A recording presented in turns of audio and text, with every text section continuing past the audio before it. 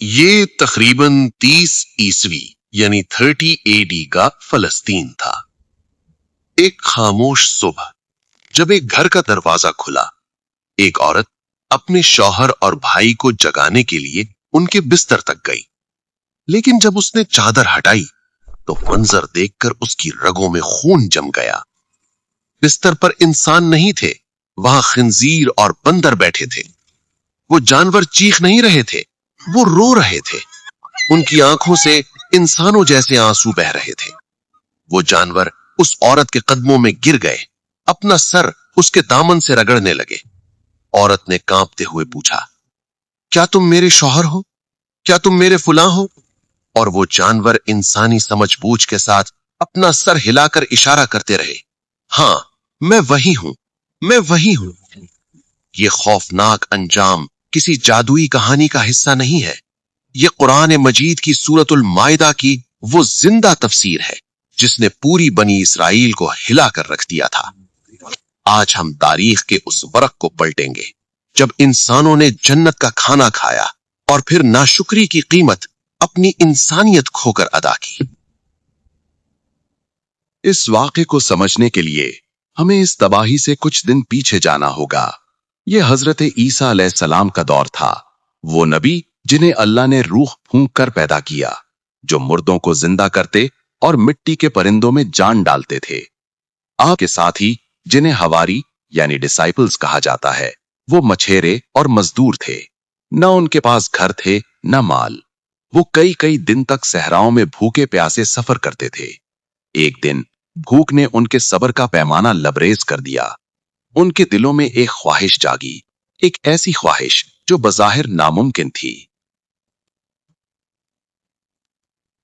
وہ حضرت عیسیٰ علیہ السلام کے پاس آئے اور ایک ایسا سوال کیا جس میں ایمان اور شک دونوں کی آمیزش تھی۔ قرآن اس مکالمے کو یوں بیان کرتا ہے، یا عیسیٰ ابن مریم هل يستطيع ربك ان ينزل علينا مائدة من السماء؟ اے عیسیٰ ابن مریم، کیا آپ کا رب ایسا کر سکتا ہے کہ ہم پر آسمان سے کھانے کا دسترخوان اتارے؟ یہ سوال صرف روٹی کا نہیں تھا، انہوں نے اللہ کی قدرت کو، پاور کو چیلنج کیا تھا۔ کیا وہ ایسا کر سکتا ہے؟ حضرت عیسیٰ علیہ السلام جو اللہ کے جلیل القدر نبی تھے، ان کے چہرے پر دکھ اور جلال آ گیا۔ آپ نے فرمایا، اتقوا اللہ، اللہ سے ڈرو، اگر تم ایمان رکھتے ہو تو ایسی شرطیں مت لگاؤ۔ حواریوں کو احساس ہوا کہ بات بگڑ گئی ہے۔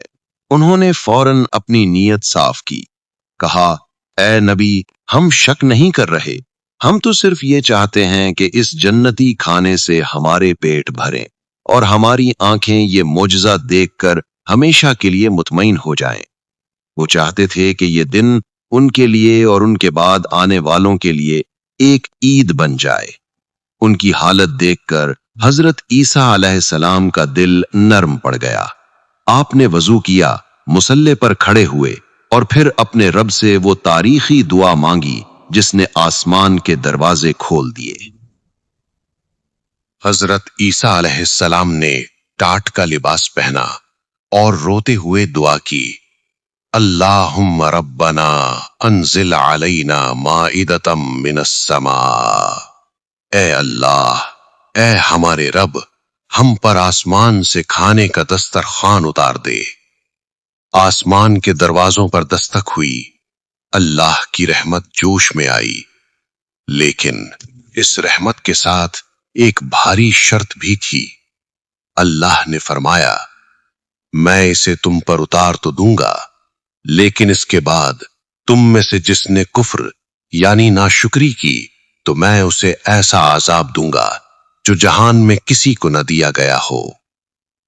یہ ایک حتمی تنبیہ تھی، معجزہ جتنا بڑا ہوتا ہے اس کی ذمہ داری اتنی ہی بھاری ہوتی ہے۔ دعا قبول ہوئی۔ اچانک لوگوں نے دیکھا کہ آسمان پر ایک سرخ بادل یعنی ریڈ کلاؤڈ نمودار ہوا۔ وہ بادل سورج سے زیادہ روشن تھا اور اس میں سے خوشبو کی لہریں آ رہی تھیں۔ وہ آہستہ آہستہ نیچے اترا۔ حضرت عیسیٰ علیہ السلام خوف اور امید کی حالت میں کھڑے تھے۔ وہ بادل لوگوں کے سروں کے اوپر آ کر رک گیا۔ پھر اس بادل کے اندر سے ایک عظیم الشان دسترخوان نیچے اترا۔ یہ سونے کا بنا ہوا تھا اور اس پر ایک ریشمی سرخ رومال پڑا ہوا تھا۔ جیسے ہی یہ زمین پر ٹکا تو پوری وادی مشک اور عنبر کی خوشبو سے مہک اٹھی۔ ہزاروں لوگ سانس روکے اس غیبی تحفے کو دیکھ رہے تھے۔ حضرت عیسیٰ علیہ السلام نے بسم اللہ پڑھ کر کپڑا ہٹایا۔ منظر ایسا تھا کہ آنکھیں دنگ رہ گئیں۔ تفسیر ابن کثیر اور دیگر روایات میں آتا ہے کہ وہاں ایک بہت بڑی بھنی ہوئی مچھلی یعنی روسٹڈ فش رکھی تھی، جس سے ابھی تک تیل ٹپک رہا تھا، جیسے وہ ابھی ابھی پک کر آئی ہو۔ اس مچھلی کے نہ کانٹے تھے اور نہ چھلکے۔ اس کے سر کی طرف نمک اور دم کی طرف سرکہ رکھا تھا۔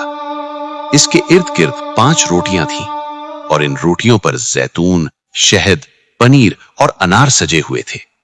یہ وہ پھل تھے جو اس موسم کے نہیں تھے بلکہ جنت کے باغوں سے آئے تھے۔ حضرت عیسیٰ نے فرمایا، یہ تمہارے رب کا رزق ہے، کھاؤ، لیکن یاد رکھو نہ اسے ذخیرہ کرنا اور نہ اس میں خیانت کرنا۔ سب سے پہلے فقیروں، مسکینوں اور بیماروں کو بلایا گیا۔ تقریباً 1300 لوگوں نے ایک ساتھ کھانا شروع کیا اور پھر معجزہ ہوا۔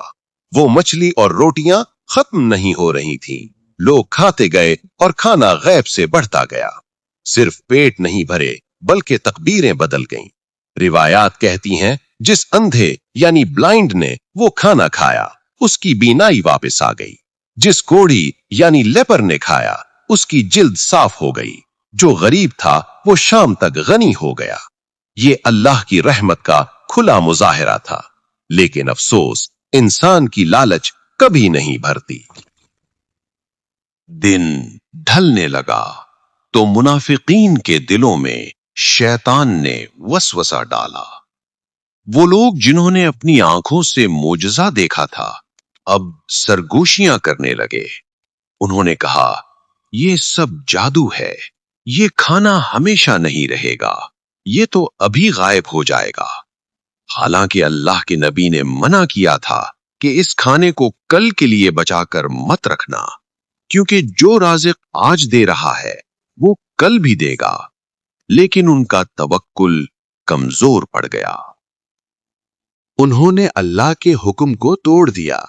جب اندھیرا چھایا تو لوگوں نے چپکے سے مچھلی کے ٹکڑے اور پھل اپنی جیبوں اور تھیلوں نے بھرنا شروع کر دیے۔ وہ سمجھ رہے تھے کہ وہ عقل مند ہیں۔ وہ اپنے گھروں میں گئے اور وہ چوری شدہ کھانا اپنے بستروں اور صندوقوں میں چھپا دیا۔ لیکن اللہ کے نبی کا فرمان سچ ثابت ہوا۔ صبح ہونے سے پہلے ہی وہ چھپایا ہوا کھانا سڑ گیا۔ اس میں سے بدبو آنے لگی، کیڑے پڑ گئے۔ یہ ان کے دلوں کی گندگی تھی جو کھانے پر ظاہر ہو گئی تھی۔ اور پھر وہ صبح آئی جس کا ذکر ہم نے شروع میں کیا تھا۔ جب وہ لوگ نیند سے بیدار ہوئے تو ان کی شکلیں بدل چکی تھی۔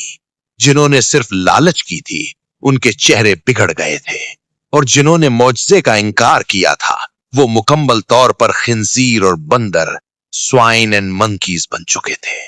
روایات کے مطابق تقریباً 300 سے زائد لوگ اس عذاب کا شکار ہوئے۔ یہ اپنے گھروں سے نکلے، گلیوں میں چیخنے اور رونے لگے۔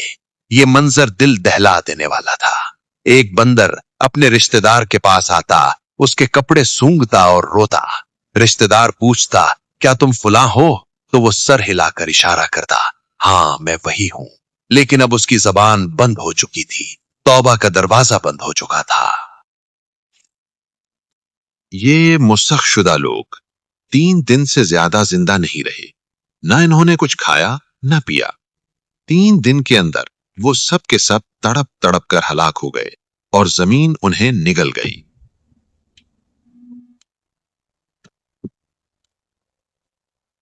یہ واقعہ ہمیں بتاتا ہے کہ اللہ کی رحمت جتنی وسیع ہے اس کا عذاب اتنا ہی سخت ہے۔ جب ہم اللہ کی نعمتیں کھا کر اسی کی نافرمانی کرتے ہیں تو ہم بھی اپنی روحانی شکلیں بگاڑ رہے ہوتے ہیں۔ اگر اس واقعے نے آپ کے دل کو جھنجھوڑا ہے تو کمنٹ میں استغفر اللہ لکھیں اور اس ویڈیو کو صدقہ جاریہ سمجھ کر شیئر کریں۔